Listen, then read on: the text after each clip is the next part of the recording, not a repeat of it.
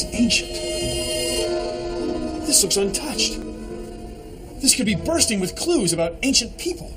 Of course, there may be a curse. It would be the curse of... Bill Nye the Science Guy. Bill Nye the Science Guy. Bill Nye the Science Guy. Science rules. Bill Nye the Science Guy. Inertia is a property of matter. Bill Nye the Science Guy. T minus 7 seconds. Bill Nye the Science Guy. Brought to you by Lasco Premium Crushed Berry Cave Paint, fortified with bone meal. Lasts for eons. Humans have lived on Earth for hundreds of thousands of years. Now, wherever they live, eventually they leave. They move on. They go somewhere else. Now, wherever they go, they leave stuff behind. By studying the things that people leave behind, we can figure out how they lived, what they knew about the world, what they knew about science. Now, the study of ancient people and their culture is what we call archaeology. Many of the objects that get left behind last a long time. Like these walls are almost 1,000 years old. The small objects that archaeologists find are often called artifacts. That's from old Latin words that mean made with skill. So take a look at this. It's our simple archaeological dig of science. And this is an artifact. See, most of the artifacts that archaeologists find are buried, usually by floods, winds, or sometimes on purpose. So archaeologists have to carefully unbury them. Now, once they get the artifact exposed, archaeologists keep careful records of exactly where it was. Now, the best thing is to leave an artifact right where you find it, because where it is might tell us how it was used. Like this could be the piece of a pot that was used in this kitchen, or maybe this was a dining room, or even a restaurant. Table for two. Anyway, once in a while, after carefully keeping track of exactly where the artifact is, scientists collect these artifacts carefully, and we store them in here. It's a museum. This pot is from that same area. It was built up, painted, and then fired to make it hard. See how it's not that different from pots we use today. Archaeology can tell us a lot about ourselves. In the ruins of ancient villages, new discoveries are being made about humans, about the ways in which our prehistoric ancestors lived. They said I'd never even see one. You know, she's mine.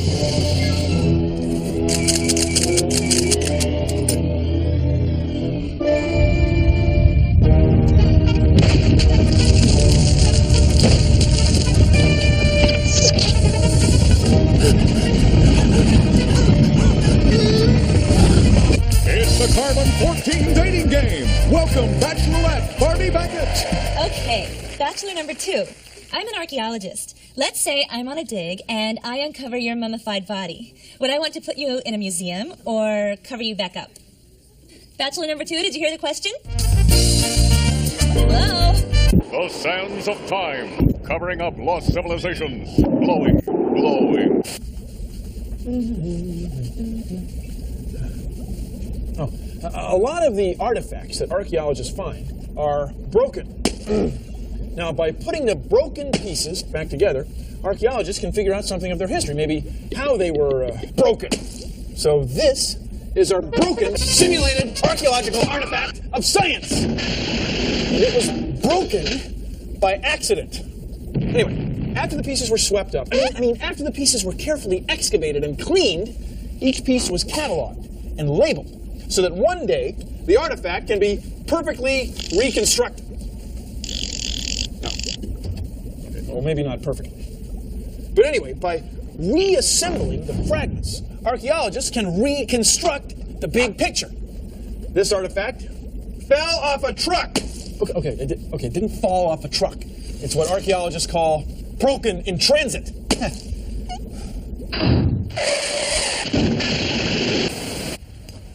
Archaeologists can learn a lot about the past by looking at old trash heaps. We found some garbage dumps that were used thousands of years ago. Scientists figure that the oldest stuff is on the bottom and the newest stuff is on the top. Studying what people threw out can tell us a lot about how they lived. You can do the same for you and your family. Get some old clothes and some thick gloves. And then what do we do? Look in your trash can. Let's see what we got here. Wrapping paper, Toenail clippings, birthday hats, nose hair. streamers, Yeah. bows, and birthday cake. So I know someone had a birthday party, but I don't have all the information. This is the problem that archaeologists face all day long. So they try to figure out the whole story from little pieces, like these. Did you take out the garbage? Oh, I took out garbage. What if somebody finds it? No worry, they won't find it for a million years.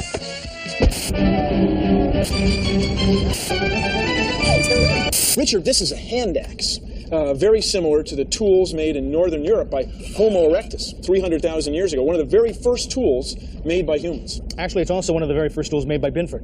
When Binford came along, they made the 6100, a lot like this, long time ago. Binford 61. Huh. Yeah. You can tell them because they were trying to recreate the Ripley shock waves right here.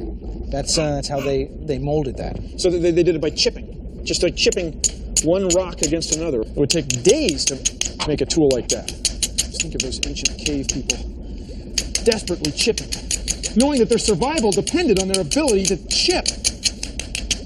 Just fills me with anxiety. Yeah. This is Native American rock art along the Chutes River.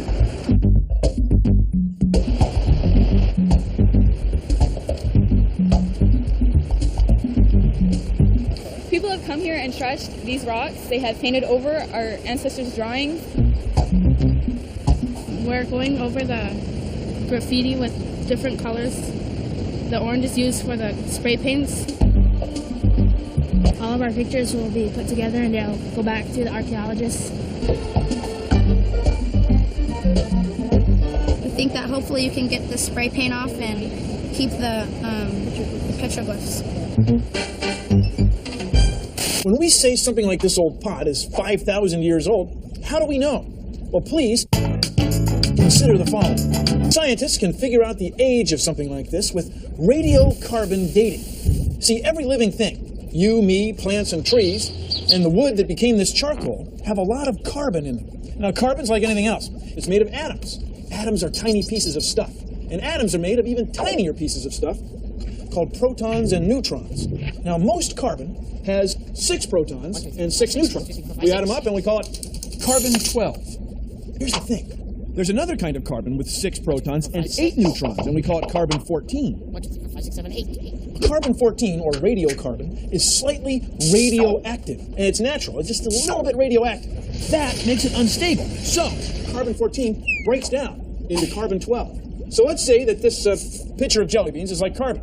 Most of it is carbon-12. They're like these black licorice flavored ones. But some of it is carbon-14. It's like these yellow, tangy lemon ones. I'll separate them. So as long as a living thing is alive, the ratio between the amount of carbon-14 and the amount of carbon-12 stays about the same. There are about 180 carbon-12 atoms for every carbon-14 atom. But as soon as a living thing stops living, the carbon-14 slowly goes away. Now, archaeologists can take advantage of this. By figuring out how much carbon-14 is left inside of something, they can figure out when it stopped living. Like when the berries that were inside this pot were picked. Thanks, radiocarbon dating. I mean, thank you for joining me on... Lab work is essentially detective work, based on the findings at the site. This is Simon News. Dateline, Egypt. Archaeologist uncovers the tomb of an 18-year-old king. Tutankhamun's grave is one of the rare unlooted finds of all carefully cataloged. On things like televisions and video recorders, a lot of times we just use symbols, no words at all. Well, this is not a new idea. In ancient Egypt, thousands of years ago, they had a system of pictures called hieroglyphics. Each picture stood for a sound or an idea. It's kind of like an alphabet. But here's the thing. People moved around and languages evolved until eventually no one could understand hieroglyphics, not even Egyptians. Not until the year 1799. French archaeologists were in a place called Rosetta, and they came across a very large stone tablet that had 3 languages on it. We call it the Rosetta Stone. It had Greek, Egyptian script, and hieroglyphics. French archaeologists who understood Greek were able to figure out the Egyptian and eventually the hieroglyphics. It's kind of like having the instructions to a television or a video recorder in a couple or 3 different languages. You can use one language to understand the other ones. It's kind of like a Rosetta Stone. Here, soluciones de problemas.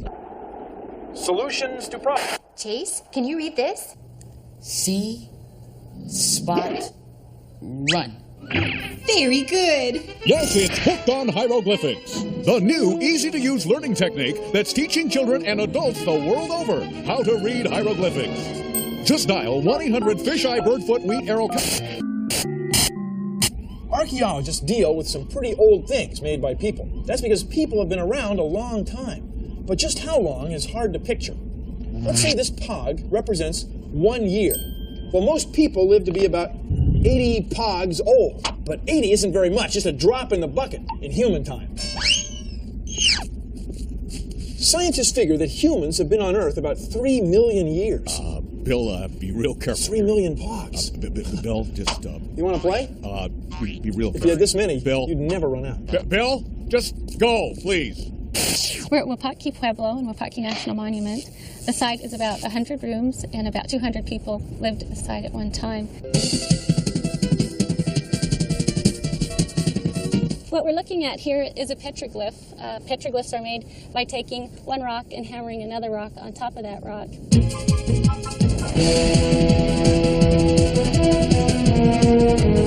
The site itself is an artifact. The walls can tell us several things about the people, how far they were going to get material for mortar, social organization, and just a number of things like that. So whenever anybody destroys a part of that, part of the story is taken away and it's hard to piece together.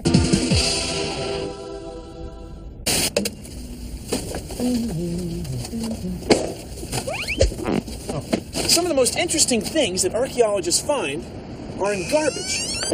You see, garbage is like a snapshot of what was really going on, because people throw garbage out without thinking about it. Looks to me like they were having a party. Looks like there was a party here, too. These are seashells, like clams and oysters. They came from down here. Humans gathered them up and carried them up there to get the meat out. This layer is a midden. It's like a seashell dump, and it runs all the way down the hill. By systematically digging things up, we can figure out who was here, when they were here, what tools they had, and if they had contact with people from Europe. Yeah.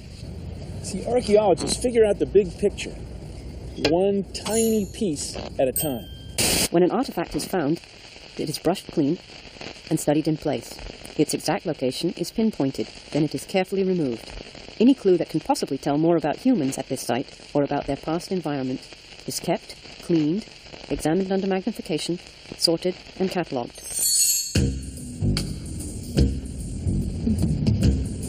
There's a lot of bones in a city like this.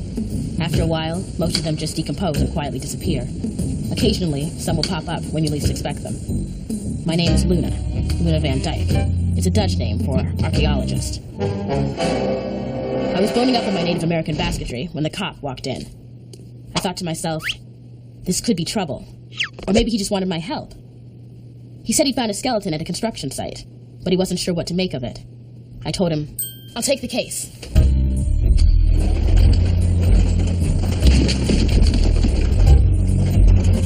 The copper had one thing straight. He was dead, all right. But I took one look at the bones and knew the cops would never find a driver's license for this guy. His skull was shaped differently than yours or mine. Slightly larger jaw, eyes set further apart than usual. I found arrowheads, even scraps of a sleeping bag made from woolly mammoth fur.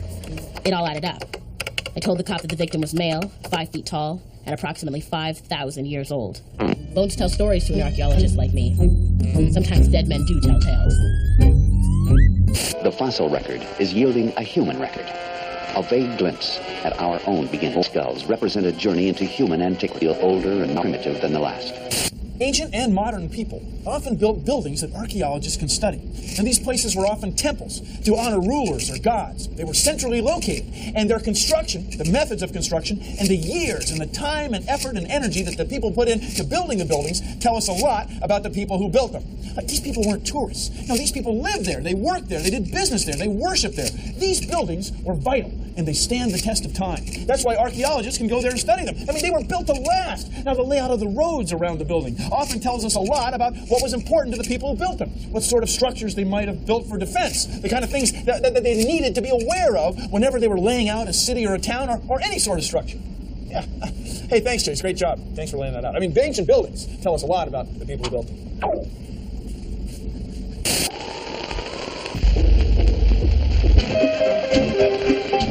Bachelor number 3. They say you can judge a man by the size of his skull. If this is the case, are you more Australopithecus, Homo habilis, or Homo sapien?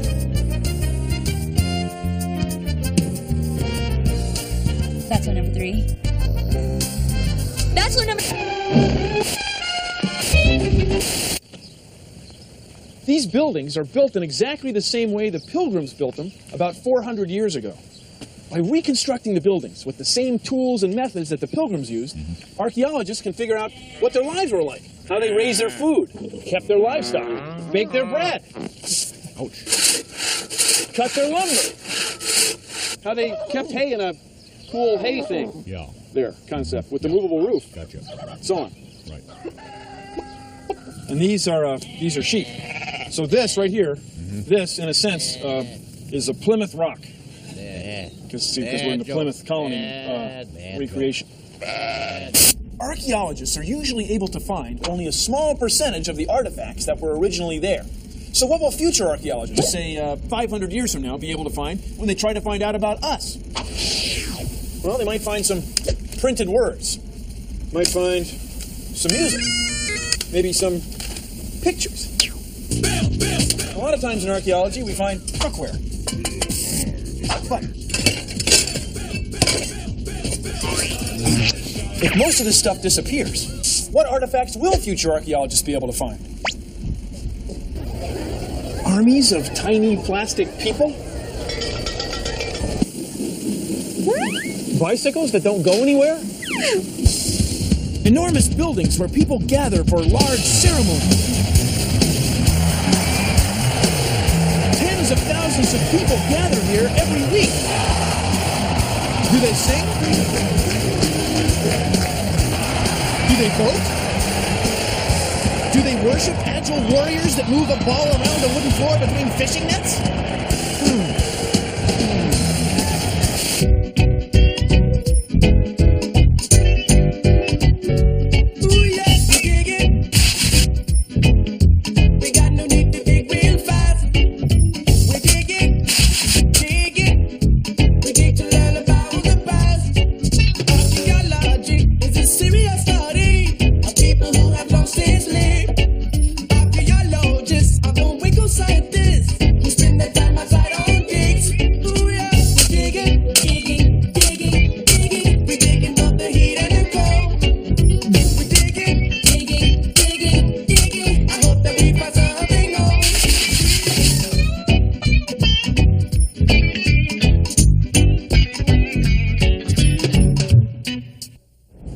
Well, that's our show. Thanks for watching. If you'll excuse me, I'm going to walk where ancient people once tread. See ya! Produced in association with the National Science Foundation. All these structures were set up to capture water. Now, did these guys carve that out, or did it come that way? It's a question. It's an archaeological question. Look. See this angle. See, they understood that right angle. Oh, snake! Good thing I brought my snake bite kit. Where's my snake bite kit? Ah!